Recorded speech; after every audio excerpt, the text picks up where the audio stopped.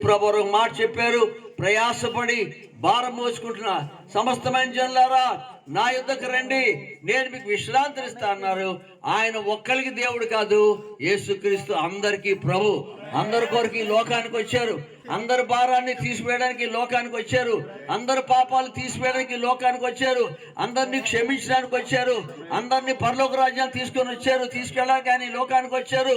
కాబట్టి ఆయన ద్వారా మాత్రమే మనకి ఆ నెమ్మది, శాంతి, సమాధానం పొందుతుంది.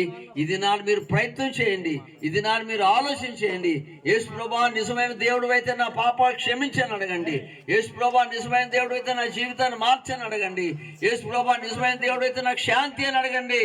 ఆయన దగ్గరికి వచ్చి శాంతి పొందలేని వారు ఎవరు లేరు, ఆయన దగ్గరికి వచ్చి బాగుపడలేని వారు ఎవరు లేరు.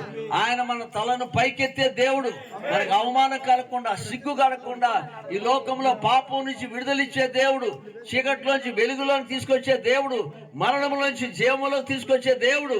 కనుక ఈ యొక్క ఉదయకాలంలో ప్రభువైన యేసునందు విశ్వాసం ఉంచితే మనము మన ఇంటి వారు రక్షింపబడతాము. ఆయన మన జీవితాల్లో గొప్ప నెమ్మది ఇవ్వడానికి వచ్చాడు. కనుక ఇది నా బిడ్డలందరూ ఎంతో దూరం నుంచి మన మధ్యకు వచ్చారు. ప్రయాసపడి ఈ సువార్తను దయతో అంగీకరించండి, ఆలోచన చేయండి. ఆలోచిస్తే మీకు సత్యం బయలుపరచబడుతుంది.